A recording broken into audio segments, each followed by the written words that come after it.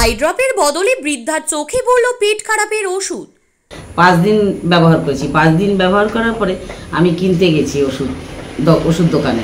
কিনতে যাওয়ার পরে তখন ধরা পড়ে যে আমাকে বলে যে আপনার আর ওষুধ নিয়ে আসুন। তখন বলছে এটা তো বাচ্চার পেটে ব্যথার ড্রপ। চোখের চিকিৎসা করাতে গিয়ে বিপাকে বৃদ্ধা, কাঠগড়ায় ঝাড়গ্রাম হাসপাতাল। চোখের ড্রপের বদলে বৃদ্ধার চোখে পড়ল শিশুদের পেট খারাপের ওষুধ। কাঠগড়ায় ঝাড়গ্রাম সুপার স্পেশালিটি হাসপাতাল। ষাটোর্ধ্ব বৃদ্ধা দীর্ঘদিন ধরে চোখের সমস্যায় ভুগছিলেন।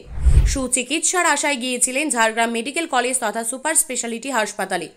বৃদ্ধার চক্ষু পরীক্ষা করে তার হাতে কিছু ড্রপ দেওয়া হয়। বেশ কয়েকদিন সেই ড্রপ লাগানোর পরই বৃদ্ধার চোখ আরও খারাপ হতে শুরু করে, সঙ্গে অসহ্য যন্ত্রণা। এই পরিস্থিতিতে ফের তিনি মেডিকেল কলেজে যান। সঙ্গে নিয়ে যান ওই আই ড্রপগুলিও। সেগুলি পরীক্ষা নিরীক্ষা করে দেখে চিকিৎসকেরা এবার নতুন কয়েকটি ড্রপ লিখে দেন আর বলেন এগুলি আর লাগাবেন না। এরপর বৃদ্ধা বাইরে ওষুধের দোকানে গিয়ে প্রেসক্রিপশন এবং হাসপাতাল থেকে দেওয়া সেই আই ড্রপগুলি দেখানোর পরেই জানতে পারেন সেগুলি আসলে ছিল বাচ্চাদের পেট খারাপের ওষুধ। ঝাড়গ্রাম শহরের 1 নম্বর ওয়ার্ডের কদম কাননের শিরিশচক এলাকার বাসিন্দা হাসি দাস। হাসির আরও অভিযোগ, হাসপাতালে অভিযোগ জানানোর জন্য যে ড্রপ বাক্স রয়েছে সেখানে চিঠি দিয়েও কর্তৃপক্ষের তরফে তিনি কোনো সদুত্তর পাননি। হাসপাতালের কর্মীরা ওই চিঠি ফেলতে তাকে প্রথমে বাধা দেন বলেও অভিযোগ হাসির। হাসপাতালের সুপারের কাছ থেকে কোনো জবাব না পেয়ে গত 10ই জুলাই জেলা শাসককে চিঠি দেন বৃদ্ধা।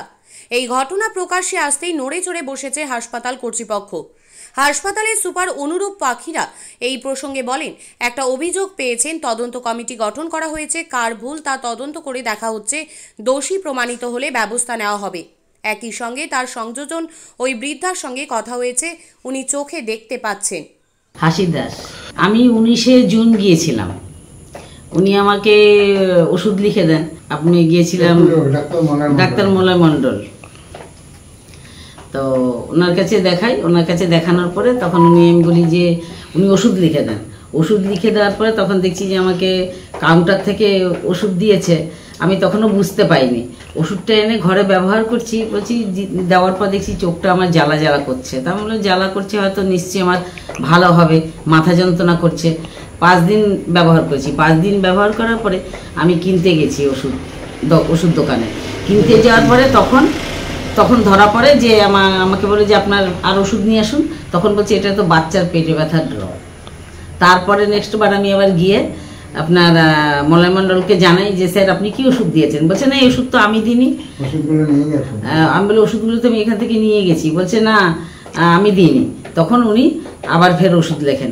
কাউন্টার থেকে আমাকে ভুল ওষুধ দিয়েছে এবং আমাকে বলছে যে আপনি গিয়ে কাউন্টারে বলুন।